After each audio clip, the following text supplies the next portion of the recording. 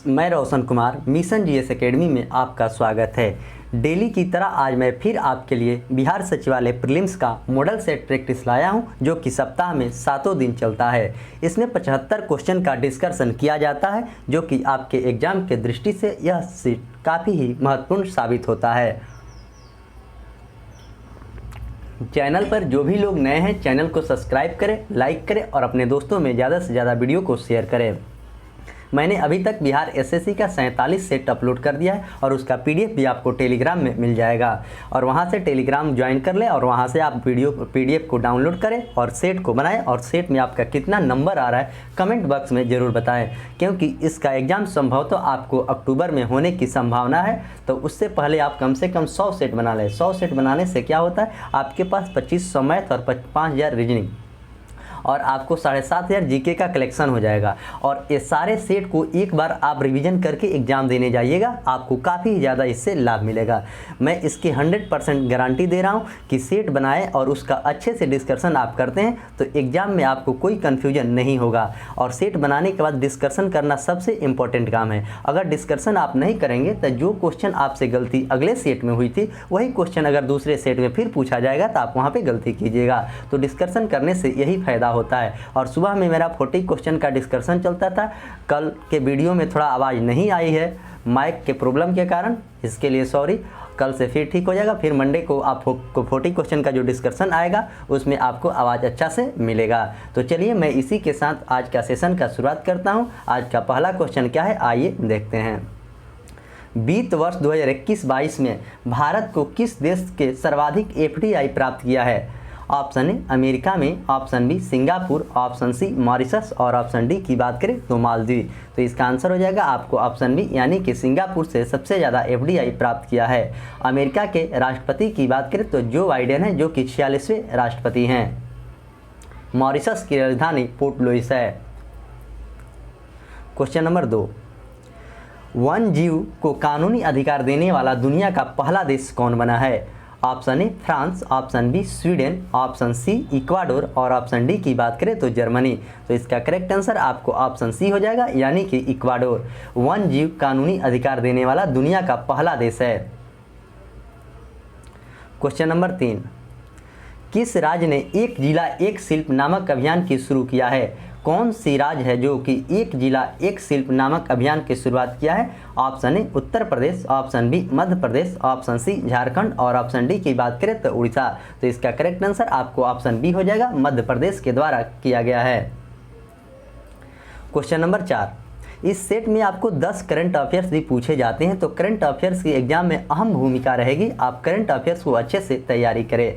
निम्नलिखित में से किस नदी पर विश्व के सबसे ऊंचे रेल पुल का निर्माण किया जा रहा है? यह क्वेश्चन सीडीपीओ के एग्जाम में पूछा गया था। तो option A Sutlej, option B Ravi, option C Chenab और ऑप्शन डी की बात करें तो सिंधु। तो इसका करेक्ट आंसर आपको ऑप्शन सी हो जाएगा, सिंधु नदी पर किया गया है। सॉरी, चिनाब नदी पर किया गया है। लोकतंत्र सूचकांक 2021 में भारत का विश्व में कौन सा स्थान प्राप्त हुआ है? तो ऑप्शन ए 42वां स्थान, ऑप्शन बी 44वां स्थान, ऑप्शन सी 46वां और ऑप्शन डी की बात करें तो 48वां। तो इसका करेक्ट आंसर आपको ऑप्शन सी हो जाएगा। लोकतंत्र सूचकांक 2021 में भारत के विश्व में स्थान 46वां है।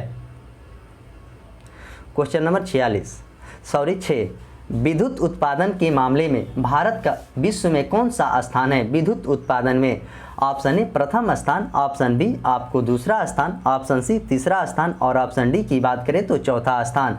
तो इसका करेक्ट आंसर आपको ऑप्शन सी हो जाएगा, तीसरा स्थान है। वही पहले स्थान पर अमेरिका है और दूसरे स्थान पर आपको चीन है। क्वेश्चन नंबर 7, केंद्रीय प्रत्यक्ष बोर्ड यानी सीबीटी का नया अध्यक्ष किसे नियुक्त किया गया है? Option A Vinod Singh, option B Sangeeta Singh, option C Shweta Patil और ऑप्शन डी की बात करें तो मनोहर खन्ना। इसका आंसर हो जाएगा आपको option B Sangeeta Singh. Question number 8, 6 cricket विश्व कप में भाग लेने वाली दुनिया की पहली महिला क्रिकेटर कौन बनी है? तो ऑप्शन ए डेवी हाकेल, option B Charlotte Edwards, option C Mithali Raj और ऑप्शन डी की बात करें तो हरमनप्रीत कौर। इसका करेक्ट आंसर आपको ऑप्शन सी हो जाएगा, यानी कि मिताली राज।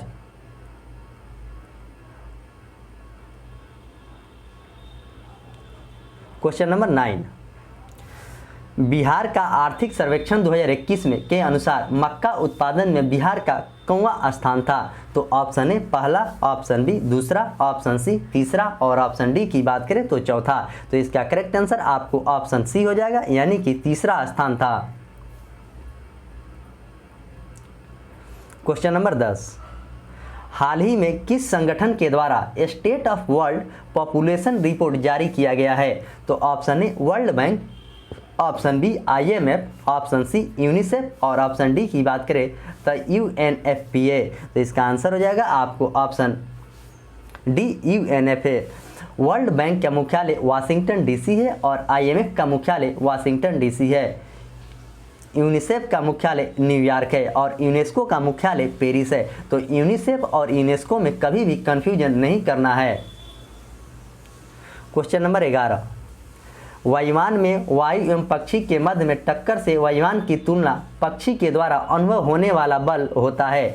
ऑप्शन ए बहुत अधिक, ऑप्शन बी बराबर, ऑप्शन सी कम और ऑप्शन डी की बात करें तो शून्य। तो इसका आंसर हो जाएगा आपको ऑप्शन बी, यानी कि बराबर। वायु में वायुयान की पक्षी मध्य में टक्कर वायुयान की तुलना कितना होता है? तो बराबर होता है।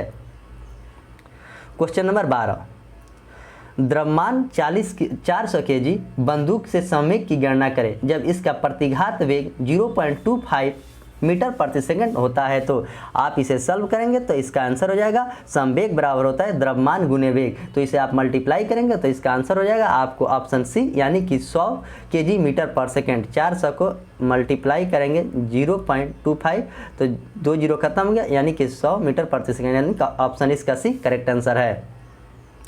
क्वेश्चन नंबर 13, एक वस्तु के जड़त्व की प्रत्यक्ष निर्भरता है? ऑप्शन ए द्रव्यमान पर, ऑप्शन बी वेग पर, ऑप्शन सी आयतन पर और ऑप्शन डी की बात करें तो संवेग पर। तो इसका आंसर हो जाएगा आपको ऑप्शन ए, यानी कि द्रव्यमान पर आत्मनिर्भरता है।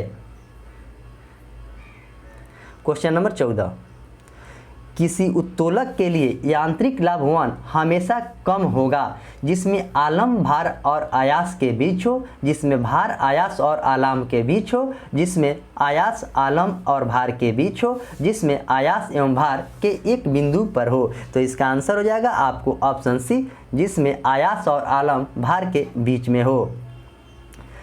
तृतीय श्रेणी के उत्तोलक की बात करें तो आपको मनुष्य का हल और चाकू एवं झाड़ू तृतीय श्रेणी का है। दूसरा श्रेणी का चिरौता और नींबू निचोड़ने का मशीन है। क्वेश्चन नंबर 15, क्वांटम के सिद्धांत का प्रतिपादन किस वैज्ञानिक के द्वारा किया गया था? तो option A Max Planck, option B de Broglie, option C Moseley और ऑप्शन डी की बात करें तो हेनरी बेकलर। तो क्वांटम का सिद्धांत आपको मैक्स प्लांक के द्वारा दिया गया था। डी ब्रोगली ने तरंग यांत्रिक का सिद्धांत दिया था और मोसले की बात करें तो आधुनिक आवर्त सारणी का नियम दिए थे और हेनरी बेकलर की बात करें तो रेडियो सक्रियता का खोज हेनरी बेकलर ने किया था। तो चारों ऑप्शन को आप अच्छे से पढ़ेंगे और याद रखेंगे। क्वेश्चन नंबर 16, एक अर्धचालक में विद्युत चालन होता है? ऑप्शन ए केवल इलेक्ट्रॉन के द्वारा, ऑप्शन बी केवल होल के द्वारा, ऑप्शन सी इलेक्ट्रॉन और होल दोनों के द्वारा और ऑप्शन डी की बात करें तो इनमें से कोई नहीं। तो इसका आंसर हो जाएगा आपको ऑप्शन सी, यानी कि इलेक्ट्रॉन और होल दोनों के द्वारा किया जाता है। क्वेश्चन नंबर 17, ट्रांसफार्मर निम्न राशियों में से कौन सा राशि नहीं बदलती है? तो ट्रांसफार्मर जो ऑप्शन में दिया गया है निम्न राशियों में से कौन नहीं बदलता है, इस बात को पूछा है। तो ऑप्शन ए वोल्टेज को बदलता है, धारा को बदलता है, आवृत्ति को नहीं बदलता है। तो इसका करेक्ट आंसर आपको ऑप्शन सी हो जाएगा, यानी कि आवृत्ति को नहीं बदलता है। आवृत्ति ध्वनि से संबंधित है। क्वेश्चन नंबर 18, जल सतह पर तेल की पतली परत रंगीन क्यों दिखाई देती है? तो ऑप्शन ए परावर्तन के कारण, ऑप्शन बी ध्रुवीकरण के कारण, ऑप्शन सी विवर्तन के कारण और ऑप्शन डी की बात करें तो ध्रुवीकरण के कारण। तो इसका करेक्ट आंसर आपको ऑप्शन बी हो जाएगा, यानी कि व्यतिकरण के कारण दिखता है। जब समान आवृत्ति के दो तरंगें माध्यम से एक ही दिशा में गमन करती है तो उसकी आधारोपित के कारण किसी बिंदु पर प्रकाश की तीव्रता अधिकतम होती है, उस बिंदु के व्यतिकरण के कारण यह घटना होती है। तो इसको आप अच्छे से याद रखेंगे। क्वेश्चन नंबर 19, निम्नलिखित ग्रंथियों में से टाइलिन एंजाइम पाया जाता है। निम्नलिखित ग्रंथियों में से टाइलिन एंजाइम पाया जाता है। ऑप्शन ए अग्नाशय में, ऑप्शन बी थायराइड ग्रंथि में, ऑप्शन सी पीयूष ग्रंथि में और ऑप्शन डी की बात करें तो लाल ग्रंथि में। तो इसका करेक्ट आंसर आपको ऑप्शन डी हो जाएगा, लाल ग्रंथि में पाया जाता है। अग्नाशय अंतःस्रावी और बाह्यस्रावी दोनों ग्रंथि है। थायराइड ग्रंथि जो गला में पाया जाता है, जो नमक के यानी आयोडीन की कमी से होता है। क्वेश्चन नंबर 20, लाइकेन में कवक और शैवाल के मध्य सहजीवी का संबंध कहलाता है। ऑप्शन ए सेमटिलिज्म, option B corticolous, option C saprophytism और ऑप्शन डी की बात करें तो हेलोटिज्म। तो इसका आंसर हो जाएगा आपको ऑप्शन डी यानी कि हेलोटिज्म कहलाता है। क्वेश्चन नंबर 21, कोशिका के बारे में निम्न में से कौन सा कथन सही नहीं है। कोशिका का आकार और अमाप दृष्टि के कार्य संबंधित होते हैं।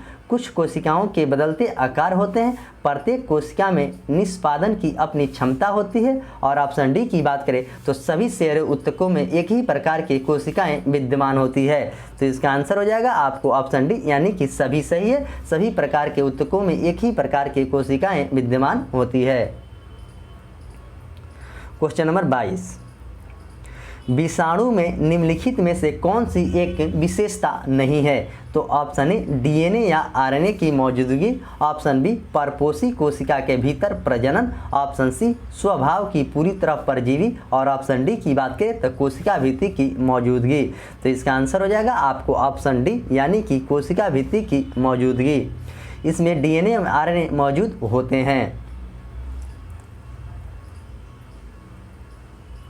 क्वेश्चन नंबर 23, ट्रेकोमा एक प्रकार के नेत्र रोग है जो होता है। ऑप्शन ए विषाणु से, ऑप्शन बी जीवाणु से, ऑप्शन सी फंगस से और ऑप्शन डी की बात करें तो प्रोटोजोआ से। तो जीवाणु से होने वाला रोग ट्रेकोमा है। जीवाणु से होने वाला रोग आपको टाइफाइड भी है और विषाणु से होने वाला रोग एड्स है। क्वेश्चन नंबर 24, निम्न में से कौन एक ही कथन, निम्नलिखित में से कौन एक सही कथन है। टमाटर में लाल रंग का कारण लाइकोपीन होता है, बिल्कुल सही है। सेब में लाल रंग के कारण एंथोसाइनिन होता है और लाल मिर्च में लाल होने का कारण कैप्थोसिन है। और ऑप्शन डी की बात करें तो पपीता में पीला रंग होने के कारण सोलेनिन की जरूरत है। तो यह गलत है, बाकी तीनों सही है। क्वेश्चन नंबर 25, निम्नलिखित में से कौन एक सहसुमेलित है। एपीकल्चर मधुमक्खी पालन, पोमोलॉजी फलों का अध्ययन, जेरोंटोलॉजी वृद्धि के अध्ययन और ऑप्शन डी की बात करें यानी वृद्ध व्यक्तियों का अध्ययन और ऑप्शन डी की बात करें तो सभी। तो इसमें सभी करेक्ट है। एपीकल्चर में मधुमक्खी पालन होता है और पोमोलॉजी में फलों का खेती होता है और जेरोंटोलॉजी में वृद्ध व्यक्तियों का अध्ययन किया जाता है।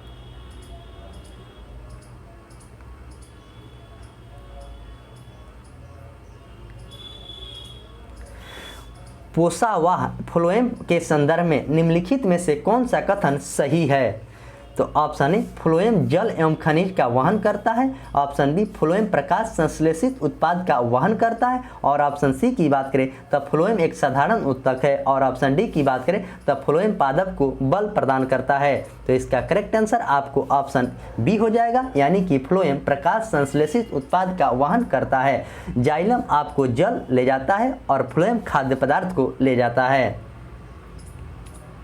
क्वेश्चन नंबर 27, गुणसूत्र में क्रोमेटिड्स जिस बिंदु पर संलग्न होते हैं उस बिंदु को क्या नाम है। Option A matrix, option B pellicle, option C chromonemata और ऑप्शन डी सेंट्रोमियर। तो गुणसूत्र को क्रोमेटिक जिस बिंदु पर संलग्न होते हैं उस बिंदु का नाम क्या है, इस क्वेश्चन को पूछा गया। यह क्वेश्चन काफ़ी अच्छा क्वेश्चन है। तो इसका आंसर हो जाएगा आपको ऑप्शन डी यानी कि सेंट्रोमियर उसको कहा जाता है। क्वेश्चन नंबर 28, भ्रूण को एक विशेष ऊतक की सहायता से मां के रक्त में पोषण प्राप्त होता है। ऑप्शन ए गर्भनाल में, ऑप्शन बी गर्भाशय के ग्रीवा में और ऑप्शन डी की बात करें तो फैलोपियन ट्यूब और ऑप्शन डी गर्भाशय में। तो इसका आंसर हो जाएगा आपको ऑप्शन ए यानी कि गर्भनाल में होता है मां के भ्रूण के ऊतक की सहायता। क्वेश्चन नंबर 29, निम्नलिखित में से किस संस्थान का संबंध एम्बर बॉक्स ब्लू बॉक्स के ग्रीन बॉक्स से संबंधित है? ऑप्शन ए WTO का, ऑप्शन बी आर्क का, ऑप्शन सी UNFCCC का और ऑप्शन डी FTA का। तो इसका करेक्ट आंसर आपको ऑप्शन ए हो जाएगा, यानी कि WTO का। WTO की स्थापना की बात करें तो 1995 में इसकी स्थापना 1 जनवरी को हुआ था। पहले इसे गेट के नाम से जाना जाता था और इसका मुख्यालय आपको जेनेवा में है। क्वेश्चन नंबर 30, तारपोरी समिति का संबंध निम्नलिखित में से किससे है? ऑप्शन ए अधिमूल्य से, ऑप्शन बी मुद्रा की पूर्ण परिवर्तनीयता से, ऑप्शन सी विशेष आहार और अधिकार से और ऑप्शन डी की बात करें तो विदेशी मुद्रण से। तो इसका आंसर हो जाएगा आपको ऑप्शन बी, यानी कि मुद्रा के पूर्ण परिवर्तनशीलता से। क्वेश्चन नंबर 31, किस समिति की सिफारिश पर भारतीय बीमा विनियामक और विकास प्राधिकरण की स्थापना की गई है? ऑप्शन ए नचिकेता मौर्य समिति, ऑप्शन बी सी रंगराजन समिति, ऑप्शन सी RN मल्होत्रा समिति और ऑप्शन डी की बात करें तो इनमें से कोई नहीं। तो इसका करेक्ट आंसर आपको ऑप्शन बी हो जाएगा, यानी कि इसका करेक्ट आंसर आपको ऑप्शन सी होगा, RN मल्होत्रा समिति पर किया गया था। क्वेश्चन नंबर 32, निम्न में से किस समिति का संबंध मुद्रा आपूर्ति की अवधारणा में परिवर्तन करता है? मुद्रा आपूर्ति की अवधारणा में परिवर्तन करता है? ऑप्शन ए उर्जित पटेल समिति, ऑप्शन बी सी रंगराजन समिति, ऑप्शन सी YB रेड्डी और ऑप्शन डी की बात करें तो मनमोहन सिंह समिति। तो इसका आंसर होगा आपको ऑप्शन सी YB रेड्डी समिति। 14वें वित्त आयोग के अध्यक्ष YB रेड्डी थे और उर्जित पटेल आपको RBI के गवर्नर रह चुके हैं। मनमोहन सिंह भारत के प्रधानमंत्री रह चुके हैं। क्वेश्चन नंबर 33, अंत्योदय अन्न योजना किस वर्ष लागू किया गया था? ऑप्शन ए 2000 सन में, ऑप्शन बी 2005 में, ऑप्शन सी 2007 में और ऑप्शन डी की बात करें तो आपको 2010 में। तो इसका करेक्ट आंसर आपको ऑप्शन ए हो जाएगा, यानी कि 2000 सन में अंत्योदय योजना की शुरुआत की गई थी। अब आइए यहाँ से आपको रीजनिंग के क्वेश्चन है। आप देखते हैं कि क्वेश्चन आपको 110 से क्वेश्चन 108 से क्वेश्चन आपको साइंस का चालू होगा। आइए देखते हैं 107।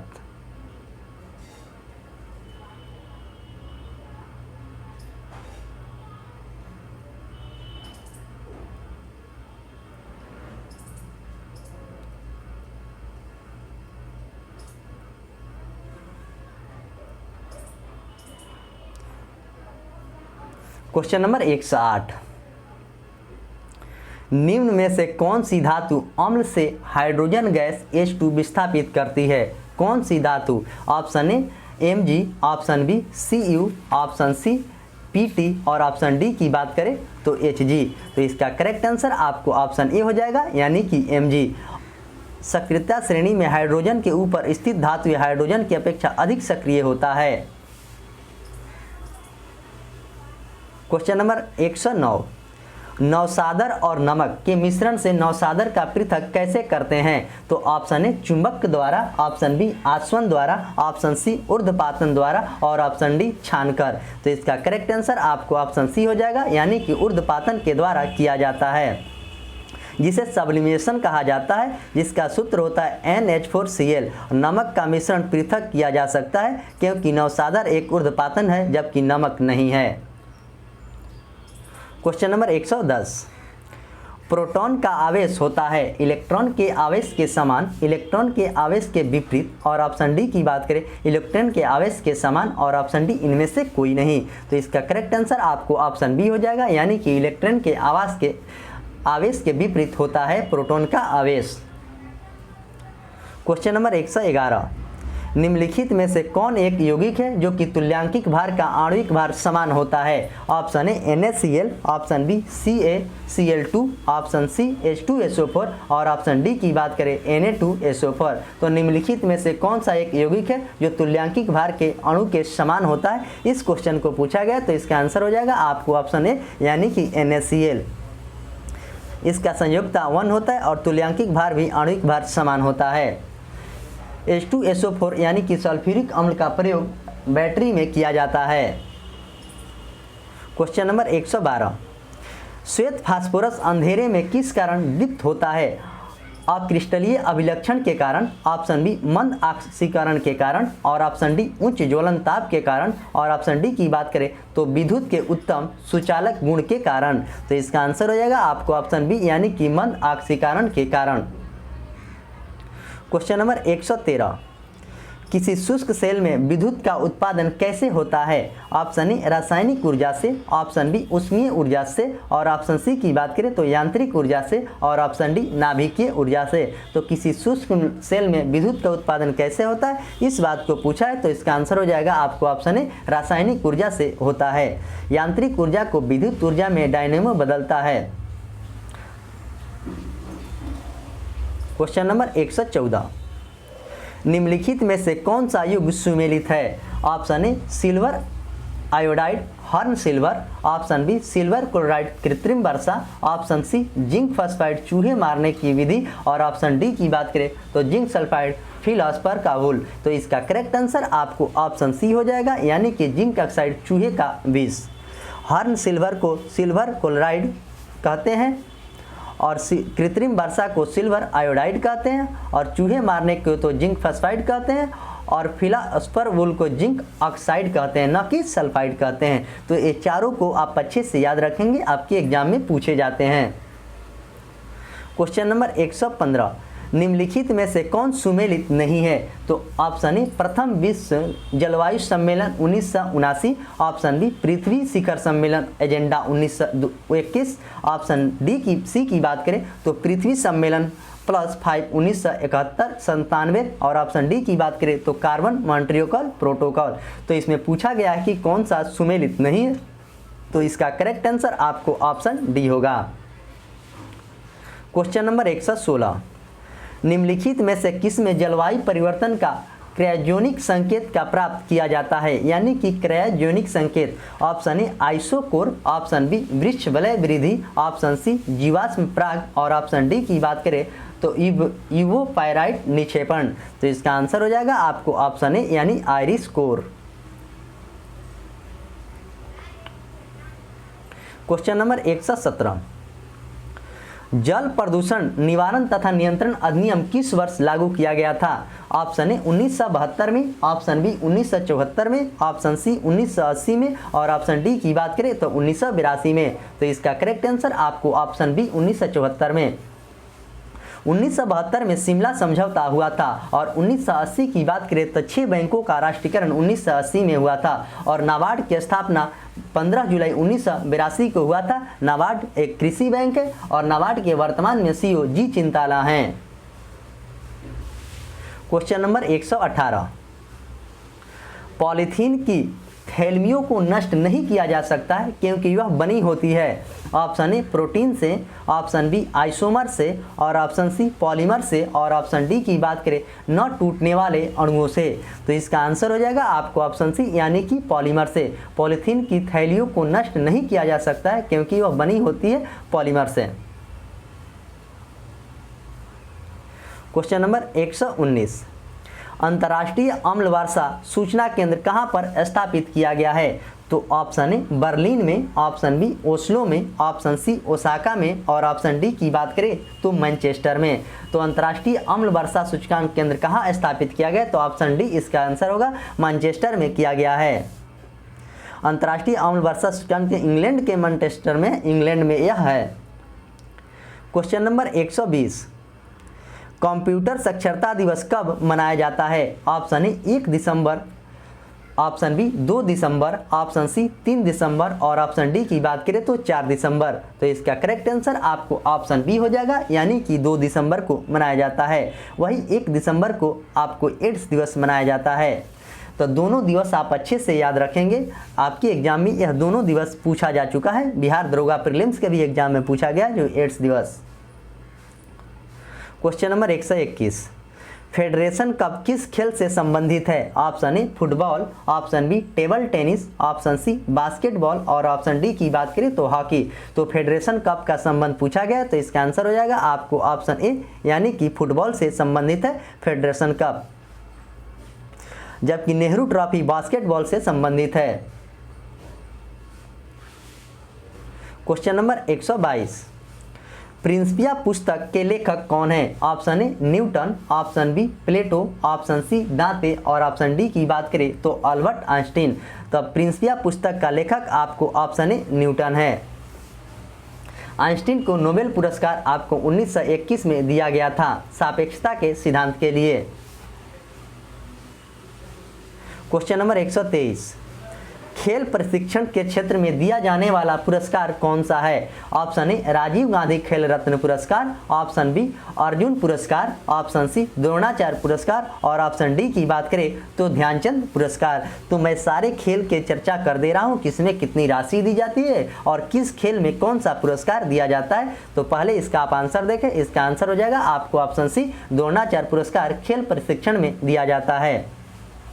राजीव गांधी खेल रत्न पुरस्कार की बात करें तो इसमें 25 लाख रुपया दिया जाता है, खेलों में सराहनीय प्रदर्शन के लिए दिया जाता है। अर्जुन पुरस्कार की बात करें तो खेल के क्षेत्र में दिया जाता है, इसमें आपको 15 लाख रुपया दिया जाता है।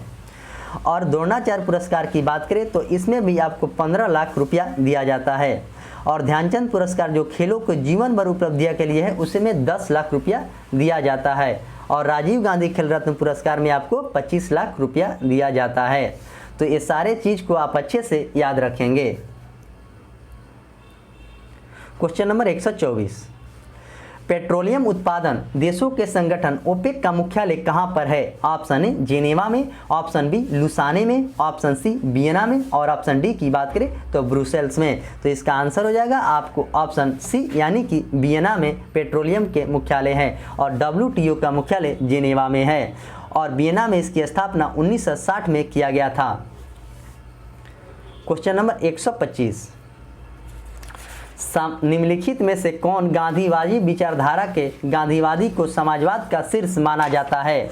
ऑप्शन ए सत्याग्रह को, ऑप्शन बी अहिंसा को, ऑप्शन सी स्वराज को और ऑप्शन डी की बात करें तो सर्वोदय को। तो इसका आंसर हो जाएगा आपको ऑप्शन बी अहिंसा को माना जाता है। गांधी जी ने सत्याग्रह पहली बार प्रयोग आपको भारत में 1917 में किए थे, जो कि बिहार के चंपारण में किया था। और स्वराज शब्द का पहली बार कलकत्ता अधिवेशन 1906 में आपको दादा भाई नौरोजी के द्वारा की गई थी। क्वेश्चन नंबर 126, 1870 को पूना सार्वजनिक सभा की स्थापना किसने किया था? Option A Gopal Krishna Gokhale, option B Bal Gangadhar Tilak, option C Mahadev Govind Ranade और ऑप्शन डी की बात करें तो दादा भाई नौरोजी। तो इसका आंसर हो जाएगा आपको ऑप्शन सी महादेव गोविंद रनाडे। गोपाल कृष्ण गोखले के गुरु महादेव गोविंद रनाडे थे और गांधी जी के गुरु गोपाल कृष्ण गोखले थे। दादा भाई नौरोजी ने कांग्रेस के 3 बार अध्यक्षता किया है और सबसे बूढ़ा व्यक्ति कांग्रेस के अध्यक्ष यानी कि इसे ओल्ड मैन से भी पुकारा जाता है।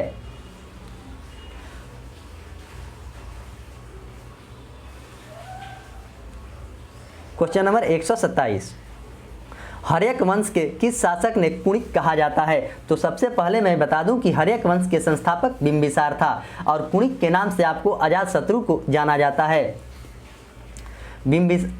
अजातशत्रु की हत्या उदयन ने किया था और बिंबिसार के मरने के बाद गद्दी पर अशोक बैठा था। क्वेश्चन नंबर 28, निम्नलिखित में से किसकी शासन व्यवस्था गणतात्मक नहीं है? किसकी शासन व्यवस्था गणतात्मक नहीं है? तो ऑप्शन ए मगध का, ऑप्शन बी कपिल वस्तु के शाक्य का, ऑप्शन सी की बात करें तो कुशीनगर के मल्ल और ऑप्शन डी वैशाली के लिच्छवी का। तो इसका आंसर हो जाएगा आपको ऑप्शन ए यानी मगध का नहीं है। कुशीनगर में गौतम बुद्ध की मृत्यु हुई थी और गौतम बुद्ध ने 4 बौद्ध संगतियाँ किया है। आपको पहला जो बौद्ध संगति राजगीर में बिहार में हुआ था, दूसरा वैशाली में हुआ था, तीसरा पाटलिपुत्र में हुआ था और चौथा कुंडलवन जम्मू कश्मीर में हुआ था जो कनिष्क के शासनकाल में हुआ था। पहला आपको अजातशत्रु के शासनकाल में, दूसरा कालाशोक के शासनकाल में और तीसरा की बात करें तो अशोक के शासनकाल में हुआ था। तो ये सारे चीज़ को आप अच्छे से याद रखेंगे, आपके एग्जाम में यहाँ से क्वेश्चन बौद्ध धर्म से पूछे जाते हैं। Question number 29, sir Thomas Roe तथा हॉपकिंस किसके शासनकाल में भारत आया था? तो ऑप्शन ए अकबर के, ऑप्शन बी शाहजहां के, ऑप्शन सी जहांगीर के और ऑप्शन डी की बात करें तो औरंगजेब के। तो इसका आंसर हो जाएगा आपको ऑप्शन सी यानी कि जहांगीर के शासनकाल में 1615 में आया था और अकबर का शासनकाल आपको 1556 से लेकर 1605 तक ही इनका शासनकाल था। और आगरा के ताजमहल का निर्माण शाहजहां ने करवाया था। और ऑप्शन डी की बात करें, जिंदा पीर के नाम से औरंगजेब को जाना जाता है और सबसे ज़्यादा हिंदू सैनिक औरंगजेब के ही शासनकाल में थे। क्वेश्चन नंबर 30, मुस्लिम लीग द्वारा किस वर्ष पाकिस्तान की स्थापना की मांग करने वाला प्रस्ताव पारित कर दिया गया था? तो ऑप्शन ए 1905 में, ऑप्शन बी 1923 में, ऑप्शन सी 1906 में और ऑप्शन डी की बात करें तो 1940 में। तो इसका आंसर हो जाएगा आपको ऑप्शन डी 1940 में, यानी 22 और 23 मार्च 1940 को मुस्लिम लीग के लाहौर अधिवेशन की पहली बार पृथक एवं पाकिस्तान का निर्माण करने के बाद को पारित कर दिया गया था मोहम्मद अली जिन्ना की अध्यक्षता में। 1905 में बंगाल विभाजन हुआ था। 1923 में स्वराज पार्टी का गठन मोतीलाल नेहरू और चित्तरंजन दास के द्वारा किया गया था। और 1906 की बात करें तो मुस्लिम लीग की स्थापना आगा खां और सलीमुल्लाह के द्वारा की गया था। मुस्लिम लीग की स्थापना 1906 में। क्वेश्चन नंबर 31, अगस्त 1932 में रेमजे मैकडोनाल्ड सांप्रदायिक पंचायत के द्वारा पहली बार एक पृथक निर्वाचन समूह बनाया गया है। ऑप्शन ए मुसलमानों के लिए, ऑप्शन बी भारतीय ईसाई के लिए, ऑप्शन सी एंग्लो इंडियंस के लिए और ऑप्शन डी अछूतों के लिए। तो इसका करेक्ट आंसर आपको ऑप्शन डी हो जाएगा, यानी कि अछूतों के लिए ये बनाया गया है। 16 अगस्त 1932 को सांप्रदायिक प्रतिनिधित्व के विषय पर पंचायत के द्वारा पहली बार अछूतों के बारे में निर्वाचन की बात कही गई थी। क्वेश्चन नंबर 32, अंग्रेजों ने श्रीरंगपट्टनम की संधि किसके साथ किया था? तो option A Tipu Sultan, option B Hyder Ali, option C Devraj और ऑप्शन डी की बात करें तो नंदराज। तो टीपू सुल्तान ने टीपू सुल्तान के द्वारा किया था। टीपू सुल्तान की मृत्यु 1799 में हुआ था चतुर्थ आंग्ल मैसूर युद्ध में। क्वेश्चन नंबर 33, नालंदा विश्वविद्यालय की स्थापना किसके शासनकाल में की गई थी? तो option A Kumaragupta, option B Dharmapal, option C Harshavardhan और ऑप्शन डी की बात करें तो स्कंदगुप्त। तो इसका करेक्ट आंसर आपको ऑप्शन ए होगा, यानी कि कुमारगुप्त के शासनकाल में किया गया था नालंदा विश्वविद्यालय, जो कि बिहार के नालंदा जिले में है। और धर्मपाल की बात करें तो विक्रमशिला विश्वविद्यालय की स्थापना धर्मपाल ने करवाया था। नालंदा विश्वविद्यालय में अध्ययन करने के लिए हर्षवर्धन आया था। क्वेश्चन नंबर 34, निम्नलिखित में से किसने 1873 में सत्यशोधक समाज की स्थापना किया था? तो option A Gopal Krishna Gokhale, option B Jyotiba Phule, option C Shivnath Shastri और ऑप्शन डी की बात करें तो राजेंद्र प्रसाद। तो इसका आंसर हो जाएगा आपको ऑप्शन ए ज्योतिबा फुले। गोपाल कृष्ण गोखले गांधी जी के गुरु थे। और डॉक्टर राजेंद्र प्रसाद की बात करें तो भारत के प्रथम राष्ट्रपति थे, जिन्होंने अभी तक सबसे ज़्यादा दिनों तक राष्ट्रपति रहने वाला व्यक्ति हैं। और इनका जन्म 3 दिसंबर 1884 को सिवान के जीरादेई नामक गांव में हुआ था। और इनकी मृत्यु की बात करें तो 28 फरवरी 1963 को इनका मृत्यु हुआ था। क्वेश्चन नंबर 35, विश्व ग्लोब का निर्माता है? Option A Anaximander, option B Martin Behaim, option C Strabo और ऑप्शन डी की बात करें हिकेटियस। तो विश्व ग्लोब का निर्माता कौन है, इस बात को क्वेश्चन में पूछा गया। तो इसका आंसर हो जाएगा आपको ऑप्शन बी, यानी कि मार्टिन बेहम। विश्व मानचित्र का एनेक्जीमेंडर है और भूगोल का जनक हिकेटियस हैं। क्वेश्चन नंबर 36, पृथ्वी सूर्य से सबसे नज़दीक होता है? ऑप्शन ए 3 जनवरी को, ऑप्शन बी 3 जुलाई को, ऑप्शन सी 4 जनवरी को और ऑप्शन डी की बात करें तो 4 जुलाई को। तो इसका करेक्ट आंसर आपको ऑप्शन ए होगा, यानी कि 3 जनवरी को पृथ्वी सूर्य के सबसे नज़दीक और 4 जुलाई को सबसे दूर होता है। 3 जनवरी को कहते हैं उपसौर और 4 जनवरी को कहते हैं अपसौर। और दोनों को मिलाकर रेखा जो बनती है उसे एपिसाइड रेखा कहा जाता है। क्वेश्चन नंबर 37, निम्नलिखित में से कौन अवसादी चट्टान नहीं है? तो बलुआ पत्थर, चुन्ना पत्थर, लिग्नाइट कोयला और ऑप्शन डी की बात करें तो क्वार्टर। तो कौन सा इसमें नहीं है? तो इसका आंसर हो जाएगा आपको ऑप्शन डी क्वार्टर बलुआ पत्थर चट्टान नहीं है। सेल स्लेट है, चुना पत्थर संगमरमर है और लिग्नाइट कोयला आपको कोयला एंथ्रासाइट है। Question number 138,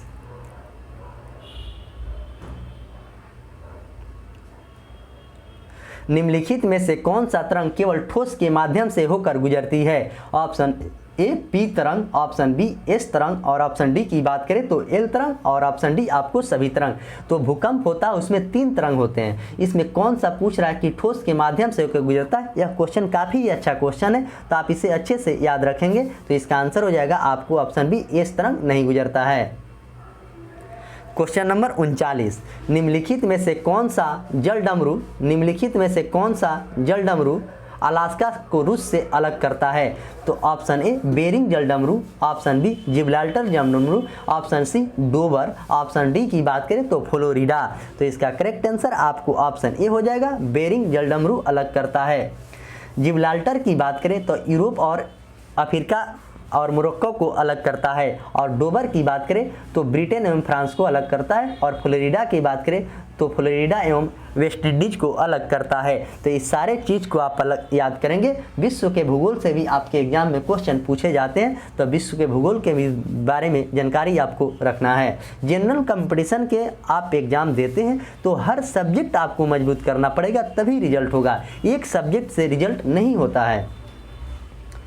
question number 140, Myanmar से लगा सबसे लंबा संबंध राज्य है? ऑप्शन ए मिजोरम का, ऑप्शन बी नागालैंड का, ऑप्शन सी मणिपुर का और ऑप्शन डी की बात करें तो अरुणाचल प्रदेश का। तो इसका करेक्ट आंसर आपको ऑप्शन डी अरुणाचल प्रदेश होगा। और बांग्लादेश से भारत का सबसे लंबा सीमा आपको पश्चिम बंगाल का है, और नेपाल से उत्तर प्रदेश, और भूटान से असम, और पाकिस्तान से आपको राजस्थान। तो ये सब चीज़ को अच्छे से याद रखेंगे। आपके जो सीमा लगा है उसमें सबसे ज़्यादा सीमा किस देश से लगा है, ये भी क्वेश्चन आपके एग्जाम में पूछा जाता है। क्वेश्चन नंबर 41, सुबनसिरी किसकी सहायक नदी है? तो ऑप्शन ए ब्रह्मपुत्र की, ऑप्शन बी बनास की, ऑप्शन सी गोदावरी की और ऑप्शन डी की बात करें कोसी की। तो सुबनसिरी आपको ऑप्शन ए ब्रह्मपुत्र की सहायक नदी है। बनास एक ऐसी नदी है कि अपने ही राज्य में बहकर खत्म हो जाती है, जो कि राजस्थान की नदी है। और गोदावरी नदी की बात करें तो यह दक्षिण भारत की सबसे लंबी नदी है, और जिसे दक्षिण का गंगा भी कहा जाता है। इसकी लंबाई आपको 1465 किलोमीटर है। और कोसी नदी जो बिहार का शोक कहा जाता है, यह अपना मार्ग बहुत ही ज़्यादा चेंज करती है। क्वेश्चन नंबर 42, निम्नलिखित में से कौन सा झील केरल में नहीं है? तो option A Vembanad, option B Ashtamudi, option C Periyar और ऑप्शन डी की बात करें तो पुलिकट। तो कौन सा झील केरल में नहीं है? तो आपको ऑप्शन डी पुलिकट झील आंध्र प्रदेश और तमिलनाडु के बॉर्डर पर है, और वेम्बनाड, अष्टमुदी और पेरियार ये सब झील आपको केरल में है। क्वेश्चन नंबर 143, भारत में पंचायती राज निम्नलिखित में से किसका प्रतिनिधित्व करता है? तो ऑप्शन ए सामुदायिक विकास का, ऑप्शन बी शक्तियों के विकेंद्रीकरण और ऑप्शन डी की बात करें तो लोगों की हिस्सेदारी और ऑप्शन डी सभी। तो इसका करेक्ट आंसर आपको ऑप्शन डी हो जाएगा, यानी कि सभी सही हैं। क्वेश्चन नंबर 44, भारतीय संविधान के अनुच्छेद 344 के तहत प्रथम राजकीय भाषा आयोग का गठन किसकी अध्यक्षता में किया गया था? Option A K M. Munshi, option B B G Kher, option C M C. Chagla और ऑप्शन डी की बात करें तो इनमें से कोई नहीं। तो इसका करेक्ट आंसर आपको ऑप्शन बी हो जाएगा, यानी कि बीजी खेर। 7 जून 1955 को तत्कालीन राष्ट्रपति डॉक्टर राजेंद्र प्रसाद ने बीजी खेर की अध्यक्षता में प्रथम राजकीय भाषा आयोग का गठन किया, और जिसमें 1956 में अपना प्रतिवेदन राष्ट्रपति को सौंपा था। क्वेश्चन नंबर 45, निम्नलिखित अधिकारों में कौन सा अधिकार भारत में मत देने का अधिकार है? ऑप्शन ए मौलिक अधिकार, ऑप्शन बी संवैधानिक अधिकार, ऑप्शन सी वैधानिक अधिकार और ऑप्शन डी की बात करें तो प्राकृतिक अधिकार। तो इसका आंसर हो जाएगा आपको ऑप्शन सी वैधानिक अधिकार है। वैधानिक अधिकार के कारण जो जनप्रतिनिधि अधिनियम 1951 के तहत भारत में मताधिकार और निर्वाचन होने का अधिकार मिला है। क्वेश्चन नंबर 46, बोहरा समिति निम्नलिखित में से किससे संबंधित है? ऑप्शन ए पुलिस सुधार, ऑप्शन बी वित्तीय सुधार, ऑप्शन सी राजनेताओं तथा अपराधियों की साठगांठ और ऑप्शन डी की बात करें तो राज्यपाल की नियुक्ति। तो बोहरा समिति आपको ऑप्शन सी है, यानी कि राजाओं के तथा अपराधियों के साठगांठ की जांच करने की बात कही गई है बोहरा समिति में। क्वेश्चन नंबर 47, निम्नलिखित में से किसमें उच्चतम न्यायालय के न्यायाधीशों की नियुक्ति कार्यपालिका और विधायिका के मुख्य न्यायाधीश की भागीदारी की अनुशंसा पर की गई है? तो ऑप्शन ए विधि आयोग के प्रतिवेदन, ऑप्शन सी द्वितीय प्रशासनिक सुधार आयोग, और ऑप्शन सी की बात करें तो राष्ट्रीय न्यायिक आयोग, और ऑप्शन डी संविधान के कार्यान्वयन के लिए पुनरीक्षण और राष्ट्रीय आयोग। तो इसका आंसर हो जाएगा आपको ऑप्शन सी, या इसका आंसर होगा आपको ऑप्शन बी द्वितीय प्रशासनिक सुधार आयोग। क्वेश्चन नंबर 48, राज्य सरकार के मंत्रियों के वेतन एवं भत्ते का निर्धारण किसके द्वारा किया जाता है? राज्य सरकार के, ऑप्शन ए राज्यपाल, ऑप्शन बी मुख्य सचिव, और ऑप्शन सी की बात करें तो राज्य विधानसभा, और ऑप्शन डी की बात करें तो मुख्यमंत्री। तो इसका करेक्ट आंसर आपको ऑप्शन सी हो जाएगा, यानी कि राज्य विधानसभा के द्वारा किया जाता है। और 164 में मुख्यमंत्री की बात कही गई है और राज्यपाल की बात अनुच्छेद 153 में कहा गया है। तो इस सारे चीज को आप अच्छे से याद रखेंगे। क्वेश्चन नंबर 49, किस अनुच्छेद के तहत किसी राज्य की विधानसभाओं में 45 से अधिक और 60 से कम सदस्य नहीं हो सकता है? ऑप्शन ए अनुच्छेद 170, ऑप्शन बी अनुच्छेद 178 के 1, और ऑप्शन डी सी की बात करें तो अनुच्छेद 182, और ऑप्शन डी की बात करें तो अनुच्छेद 88। तो इसका करेक्ट आंसर आपको ऑप्शन ये हो जाएगा, अनुच्छेद 170 में इस बात के प्रावधान किया गया है। तो आप इस क्वेश्चन को याद रखेंगे, यह क्वेश्चन काफ़ी ही अच्छा क्वेश्चन है। आज के सेट का लास्ट क्वेश्चन यानी कि 50 नंबर यानी कि 150 नंबर क्वेश्चन, किस संविधान संशोधन के द्वारा राष्ट्रपति कोई भी मामला मंत्रिपरिषद के द्वारा पुनर्विचार के लिए वापस भेजने के लिए अधिकार दिया गया है? तो किस संविधान संशोधन में इस बात को कहा गया है? तो ऑप्शन ए 42वां संविधान संशोधन आपको 1976 में हुआ था, जिसे लघु संविधान भी कहा जाता है, और 44वां संविधान संशोधन 1978 में हुआ था, और 46वां संविधान संशोधन आप लोग कमेंट बॉक्स में बताएंगे कि कब हुआ था, और 52वां संविधान संशोधन की बात करें तो फरवरी 1985 में हुआ था, जिसमें दल बदल की बात कही गई है। तो इसका करेक्ट आंसर आपको ऑप्शन बी होगा, यानी कि 44वें संविधान संशोधन में इस बात को पुनः विचार के लिए भेजने की कही गई थी। तो इस तरह आज 50 क्वेश्चन थे, 75 क्वेश्चन थे, और जिसका आपको अच्छे तरह से डिस्कशन कराया गया है, जो कि आपके एग्जाम के दृष्टि से यह काफ़ी ही महत्वपूर्ण साबित होगा। जो भी स्टूडेंट चैनल पर नया है तो चैनल को सब्सक्राइब करें, लाइक करें, और अपने दोस्तों में ज़्यादा से ज़्यादा वीडियो को शेयर करें कि और भी स्टूडेंट को इस वीडियो से फ़ायदा मिले। और वीडियो को कभी भी बीच में स्किप ना करें, वीडियो का आप शुरू से अंत तक देखेंगे तभी आपको कुछ फ़ायदा होगा। और इसमें चारों ऑप्शन इसलिए ही बताया जाता है कि आप वीडियो को अच्छे से पूरा देखें। 2 से 3 बार अगर आप वीडियो देख लेते हैं तो आपको तैयारी हर सब्जेक्ट का अच्छा हो जाएगा। तो जितना आपको जीके जीएस पर मेहनत करना है उतना ही आपको मैथ रीजनिंग पर भी मेहनत करना है, क्योंकि बिहार सचिवालय में दोनों बराबर क्वेश्चन पूछे जाएंगे, 50 जीके के, 50 रीजनिंग के, 25 मैथ के और 25 साइंस के। टोटल क्वेश्चन 150 होगा, और इसमें एक साथ 10 प्लस क्वेश्चन करने का सही आप कोशिश हमेशा कीजिएगा, तभी आपका रिजल्ट सुनिश्चित होगा। क्योंकि स्टूडेंट की काफ़ी ज़्यादा संख्या है और इसमें सीटों की संख्या उतनी ज़्यादा नहीं है। तो घबराना भी नहीं है कि स्टूडेंट ज़्यादा है तो मेरा नहीं होगा। मेहनत करने वाले को सफलता हर हाल में मिलती है, थोड़ी सी लेट होगी लेकिन सफलता उसको मिलेगी। इसका परिणाम बहुत लोग हैं, मैं आपको एग्जाम्पल में बता सकता हूं। तो चलिए इसी के साथ मैं आज के सेशन के समाप्त करता हूं। तो आगे मिलते हैं कल मंडे को फिर सुबह 8 बजे 40 क्वेश्चन के डिस्कशन में। तब तक के लिए धन्यवाद।